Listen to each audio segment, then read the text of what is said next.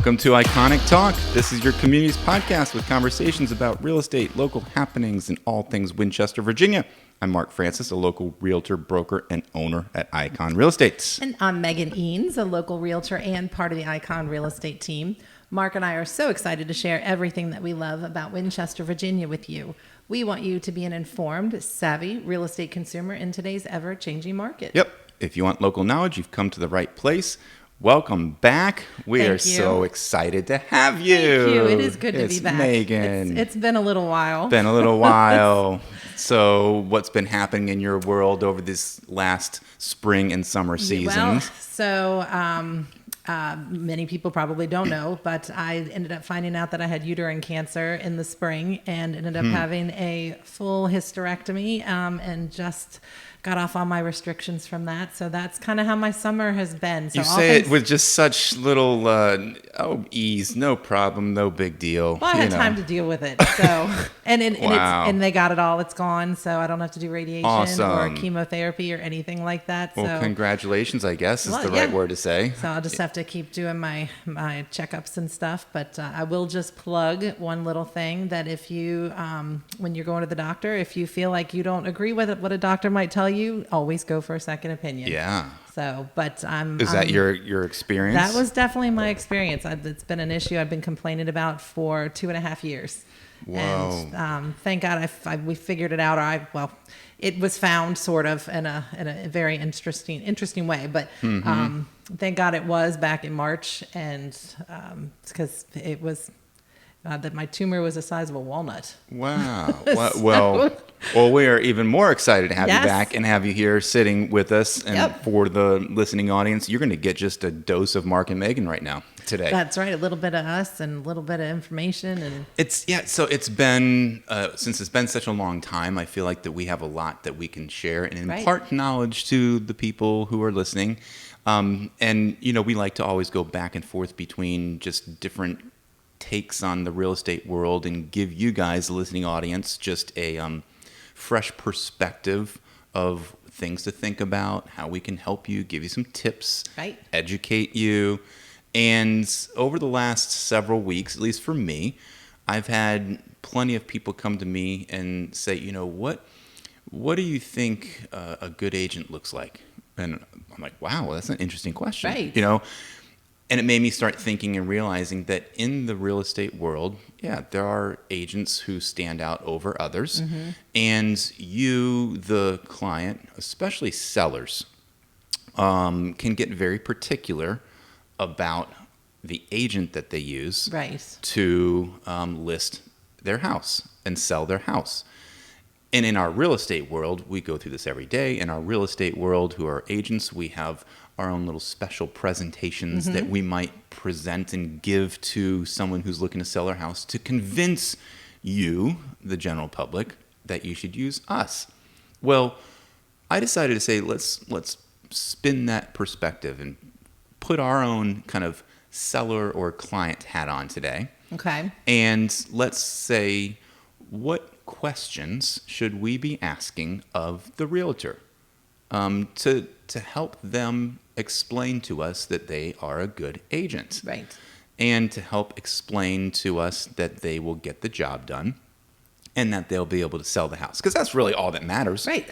You want to sell your house and you want to get the most money that you can for it. Mm-hmm. That's bottom line. And so are there people that have more skills, more tools in their tool belt than others to help make that happen? Right.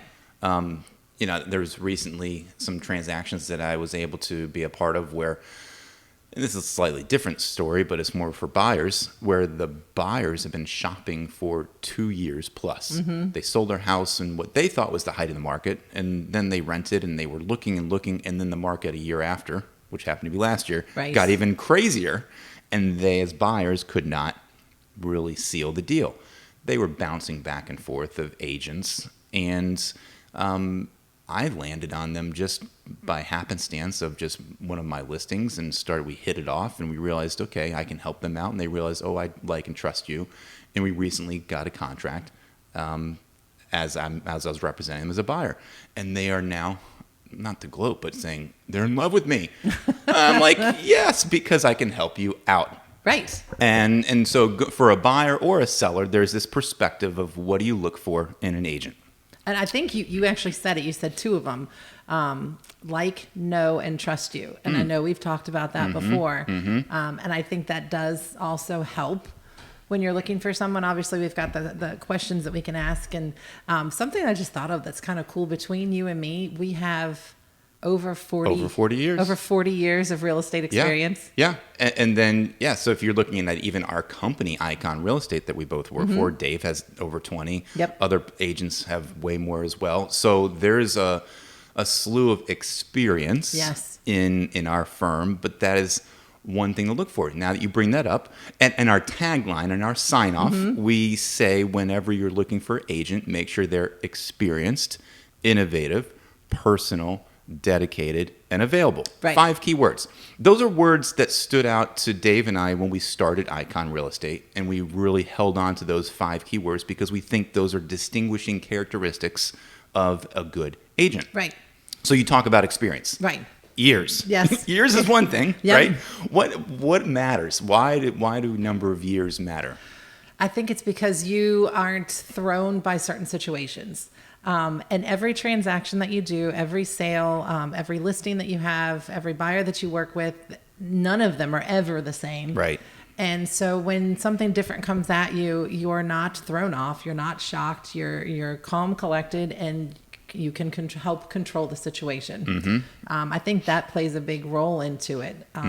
So I don't know. What do you think? Yeah. So as I put my seller hat on, you can just flat out say, how many years have you been in the business? Right. That's one thing. But I think you can also look to say, how many listings have you had? I've had people ask me that. Really? Sure. How many listings did you take on last year? They might say something like, well, how many deals have you done in your lifetime? Or they might say, well, what were your sales volume last year? They might say something like, what year did you get started? Those are all good questions, but they can also be scary questions to a realtor when, okay, what's the right answer? Right. I don't know. I mean, I don't even know off the top of my head. I probably had 15 listings last year. That doesn't seem like a lot. For last year, Yeah. that was fabulous. But for an unexperienced seller that doesn't know what the market was like and what everyone was going through, that would seem like, oh, okay, that's not really. Exactly. So those are all the questions that I receive as an agent who goes and takes on those listings. I would rather not ask those direct questions. I would try to filter out, like, how can you glean the experience from that agent? Like, Right. what questions to ask? So I'm thinking more along the lines of, like, what was the more challenging listing that you've had? That's a good one. And how did you resolve it? Well, or like actually looking at it like an interview. Yes. Like what was a challenging situation that you may have had in a listing, and how did you resolve it? How did you get through it? because that speaks to experience, and then it also speaks to some of the other things that we'll cover. But put the hat on like you are an interview. So if you have ever been in the business and you are looking for an employee and you've gone through and have ran an interview, put that hat on. That would be one of my suggestions, because Right. those questions that I just rattled off that all speak to experience, A, it might not give you the answers that you want, and B, might not filter out if the agent's a good agent or not. Exactly. I mean, they could also have a team that's working for them, and maybe most of the transactions are actually being done by other people. Yeah, So, and we have people in our office who don't have the number of years that you and I do under their belt, and they're quality agents. Well, And and so they yeah. have a team of support system around them that's going to be able to give them that experience. right, and I think that's huge, and that's what I had in my very, very first listing that I ever had. They asked me how long I'd been doing this, and I was like, oh, it feels like a while. Don't want to admit to how long, right? And you know what? Everybody was fine with it, and I sold the house quickly and for more money than they were asking for. I mean, it ended up being a great transaction, and with good people. But also, the biggest thing is, if you don't know something, admit, okay, if I don't know something, I can certainly find out the answer for you. I have a team of agents that are working with me that can assist me Yes. with anything else that if there's something I don't know, we'll get the answers. Yeah. And having those resources and that confidence, I think from a realtor perspective going into an interview, which is a little turn from what we were talking about, but that confidence is huge. Absolutely. So you can judge characters from that way. Right. So from the experience standpoint, yes, you can ask those hard-hitting, just direct questions of give me your stats, and that'll speak to a little bit of the experience, but dig a little deeper. Because just because an agent might sell $15 million in sales doesn't mean that they're going to be the right fit for you. Right. And then just because somebody only did $2 million in sales last year doesn't mean they're not the right fit for you. Right. Like me, for instance, I've had 22 years experience. This year's been a little bit slower because I've had some health issues going on. Right. So if And so somebody were to ask me, exactly, it would look like I don't have the experience, but again, 22 years and through several different really interesting markets. Yep, exactly. It's so definitely there. That covers experience. Right. When it comes to the second word that we like to promote, innovative. Why does that matter? It's thinking out of the box is the way I look at it. What are you going to do that's kind of different than what, just putting it in the MLS, just listing it, and then just sitting back and just waiting for, buyers to come knocking on the door. So what makes you different? That's kind of how I look at innovative. It is what makes you unique. And that's one of the words that I use in my listing presentation, not to give away all of my cards, but if you're not unique, you're weak is a question from a big kind of real estate coach that's out there that I've held on to that phrase because being unique is helpful for you, the client, but you, the listening audience. So as we realtors just go through the motions and take on listings every single week or whatever might be going on, we want, at least my personal feeling is you want an agent that makes you feel special, that also can customize a specific marketing plan and a specific listing game plan to help you specifically. And that takes a little bit of innovation. That takes a little bit of unique factor to be like, not every house is the same. Not every house has the specific kind of same template of marketing strategies of, every house needs a drone and every house needs video and every house needs, a flyer and every house needs an open house. Well, it might not. And so somebody who can think critically and strategically and innovatively to be able to help your house get sold for top dollar, like you said. I think a question that you might be able to ask as the seller is, what are you willing to do for my house for selling it that would be different than what someone else would do? Yep. Different than the standard. I love that question. That's a great question to ask because not every agent's going to have an answer for that. Right. Honestly, there are plenty of agents out there that just do the same thing. So you might stump them, and that might be a good way to kind of help narrow down your your choices of agents. But being innovative, and so for me, it's that customization that I really try to speak to with my clients. Third word, personal. I don't know if there's a question that you can ask about this, but you should be able to get a vibe. Right. Of someone within the first few minutes when you meet them. That is I don't know how to put that one in a question either, but most of my listings that I get, it's because, and people have told me, I feel really comfortable with you. And I think that is huge. If you can, as a seller, have an agent that you don't feel intimidated by, that you feel like you can talk to as if they're almost a friend. That way you can be open and honest with them in conversations and feel like you're getting the same responses back from your agent and you're not just being told, just kind of cryptic things or, standard responses. I think that's a big thing is that personal level and being comfortable with your agent. It's funny you just said that of being open. That story that I shared about the buyer who I'm now under contract with, and they had 2 years of just shopping and working with random agents that they didn't have a relationship with. When we first met, I was showing them a house that I had listed, and they were unrepresented. And so I just started talking to them. I'm not out there to try to just hone in on and be like, oh, you need to work with me. It was more of just conversation and relationships. And then I said, hey, I can actually keep shopping with you or at least show you a few things. They're like, okay. And it was a relationship that grew over the several weeks to come after that first interaction where they started to like me and know me and trust me. to where when the night we were going to make the offer, they said, we just want to be completely open and honest with you. And they just rattled off all their financial history of where they are and what they do and what they can afford. And they could afford the house, but they're like, we just want to be transparent. We like you. We know you. We trust you. And we want to be open with you. And there was that from like several weeks. It had only been like maybe 6 or 7 weeks since I first met them, to the progression relationship building of they could trust me.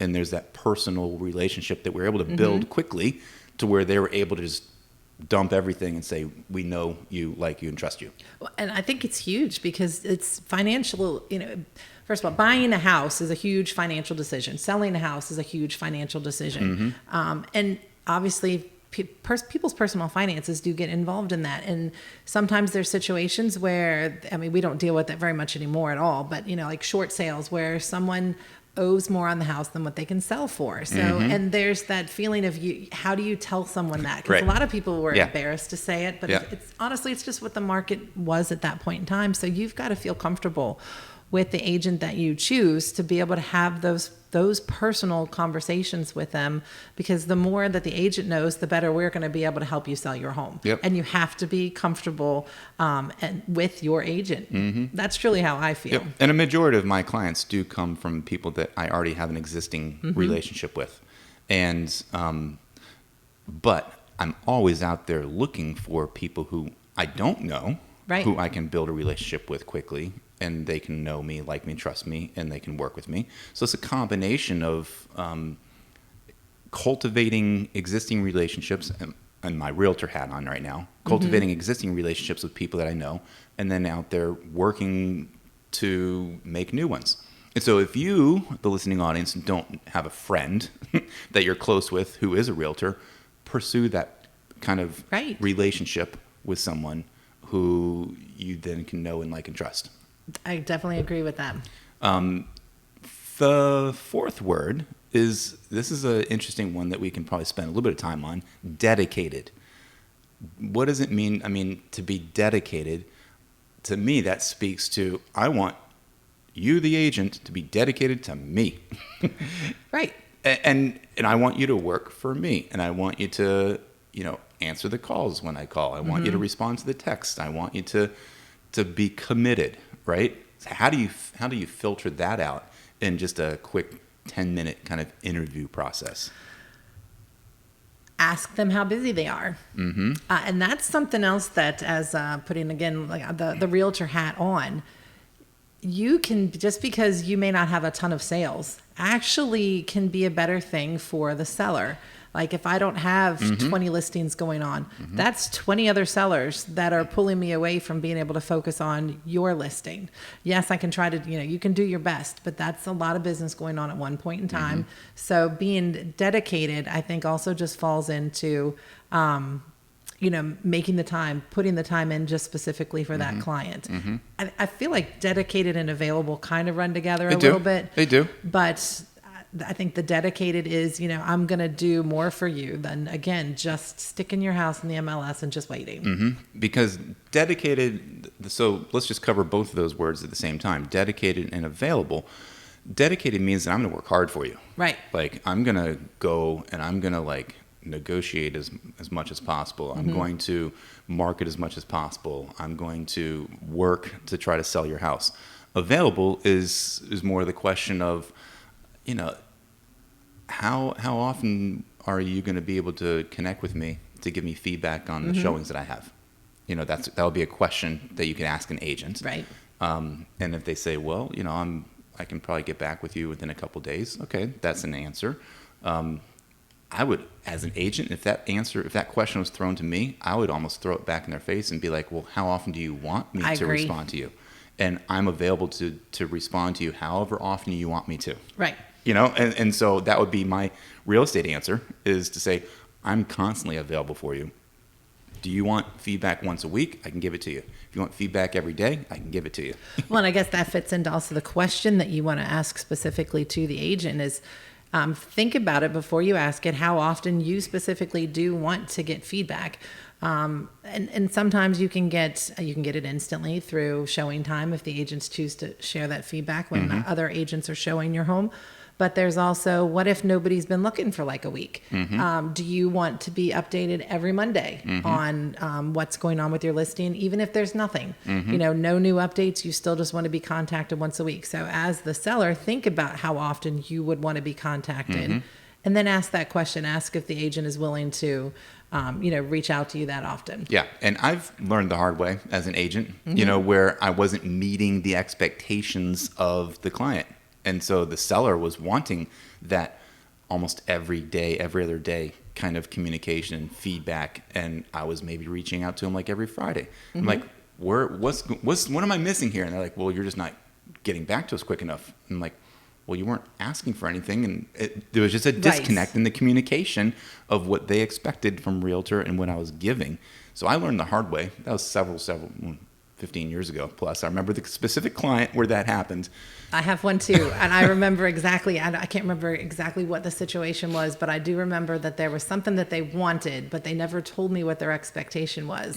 And he got, I guess, upset about something. And I remember saying, look, I can't make things better if you don't tell me what it is that you would like to have. So I think managing expectations, even from the seller perspective, is good, but feeling confident, feeling comfortable enough to talk to your agent about what it is that you want and what it is that you need. So don't feel like you're going to be coming down to them, or even if you don't like confrontation and you don't want to bring up something that your agent's not doing that you would like to have, think of it from our perspective. We want to help you the best that we can. So if you don't share that information with us, we can't help you the way you want to be helped, which is what our ultimate goal is. Open line of communication. Yes, always feel open to be able to talk to your agent and, and maybe ask them that question too. If there's something that I'm not happy with, can I bring that up to you? How was the best way to talk to you about that? And, but yeah, I think being available, I think too many times there's just agents out there that, again, they put the house on the market and just leave it and do not speak to their clients. They're just, it'll just sell when it sells. So, which goes to the phrase that I've always coined for our company, but also myself, that we are concierge level agents. Right. And you think of what that means. You go to a fancy hotel and they have the concierge desk there. That's somebody who's constantly available, who is knowledgeable, who will help you with anything and point in the right direction and tell you the cool places to go around the hotel and the town and everything like that. And they're constantly at your service and are able to help you with anything.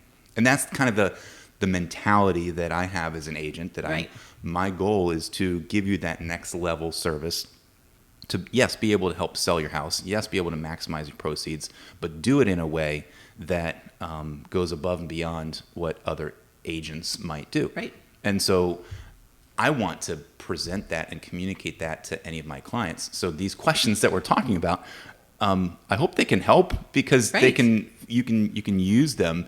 And trust me, I don't want to be on the hot seat when I'm meeting with you, but at the same time, I'm open to these questions. Fire away. Right. I agree with you. I think, and then when you walk in the door, you've got to be prepared.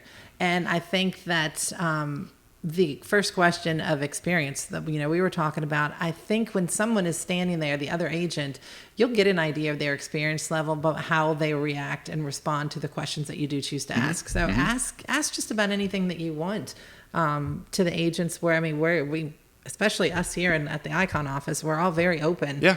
Very open, very honest, a lot of integrity. I mean, we're a good bunch here. And honestly, a lot of the agents in this area are like that as well. We have a really good area and a good association of realtors here that's just a lot of good people. Yeah. And I think you can get a lot of different answers from these questions and still find the right match for you. Right. I agree. And just, again, talking about experience, just circling back to that. Yes, you can be a fresh agent and still be really good. And you can be an experienced agent who's been around for a long time and not be so good. So find the right one for you. I totally I don't know agree. why I'm coming back to that, but I feel like that needs to be one of the last things to say, because I agree. You just never know.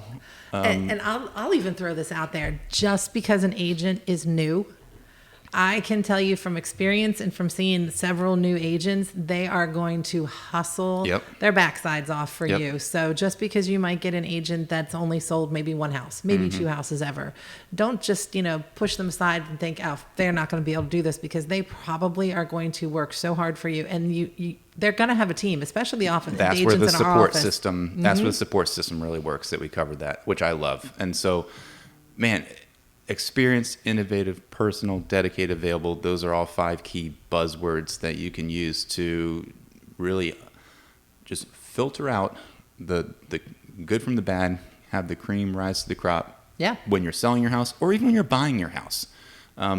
Remember that people who are helping you buy your house can do the same thing for you. And again, my story, I'll just come back to that. For whatever reason, certain agents, I have no idea who these agents were that were attempting to help these people, just weren't committed, I guess, or weren't personal, or weren't experienced, or weren't dedicated or available. I don't know what the issues were, but thankfully, I was able to land them. I love it. Love it. Help them out, and now they're happy and under contract. Well, Yay. let's move on, because I love this idea of the concierge level agent. We can talk about it all day. But let's wrap up here with our final typical segment. Yes. So what are the things happening here this week, now that we're in the month of August? I know, it's so crazy. So we had, I can't even remember what episode number it was, but we did somewhere back in the 40s or 50s. You can go back and listen to it. We had the Shenandoah Music Theater on. Oh, and that was fantastic. So I believe the third and final play of the season is going to be going on. Joseph and the Amazing Technicolor Dreamcoat. Last weekend for that. So that's more of the kids, family-friendly one. And I just, since you haven't been around, I have been able to go to the other shows. I've heard the about Jersey them. Boys and Hello Dolly were great. I've had people mention that they saw my name in the program, and they mentioned my name when they first introduced the show. Oh, cool. And so plenty of people are giving me shout outs. So thank you for attending and going to SSMT and recognizing that my face and my name are associated with that. So thank you for all the people out there who have given me that feedback. Well, and I didn't pick that one on purpose, but I guess it does just very well fit in there. There you go. Also, the Friday the 4th, we have First Friday in Old Town Spirit. That's going to be on the Old Town Mall. That's from 5 to 10 p.m. Yep. There's also at 6 p.m. One day I want to do this. It's the guided walking tour of Old Town Winchester. I know. I believe they start that don't they start that at the Kurtz building? They have started that at the Kurtz building, and we've talked about that when we were at the other building too. And ghost tours, we've talked about that, I feel like last year, maybe even. I think in October, but around Halloween, they do the walking guided ghost tour of Winchester. Yep, which, but that's again, cool. No thank you from me. It sounds pretty cool, but no thank you. Yep. Also, okay, this is huge. Frederick County Fair is going to be going on. So you'll go to Frederick County, the website, and you can see all the list of events that they're going to have going on, because there's always so many, and concerts and all sorts of different stuff. Then also on Saturday from 12 to 5 is the Peaches and Beaches. Cool. That is going to be a festival that's at West Oaks Farm West Market. Oaks, yes. And Levi talked about that a few weeks ago, and he was excited about that one. So that's something to brag about. They're going to have wine and beer tastings and live music and all kinds of fun games and stuff. So definitely, if you're looking for something to do, head on out, because that looks like it's going to be a good time. And if you missed that episode, go back and listen to the one where we had Levi on from West Oaks. He's a really cool dude. So check that episode out. Yep. So that's just some of the things that are going to be coming up here in the near future. Yeah. So, well, thanks for joining us on this episode of Iconic Talk, and we hope you learned something from today's episode. Look forward to sharing more with you next week. Remember, when you look for a real estate agent, here they are. Make sure they're experienced, innovative, personal, dedicated, and available. There are those words again. There they are. Well, we appreciate you spending some of your valuable time with us, and we would love it if you'd take a moment to subscribe and share this podcast with your friends. You can tell them that we can be found on Apple, Spotify, YouTube, or wherever you get your podcasts. Yep, and thanks to our editor extraordinaire, Simeon Battaglia, and our social media queen, Liv Gordon. Until next time, think iconic.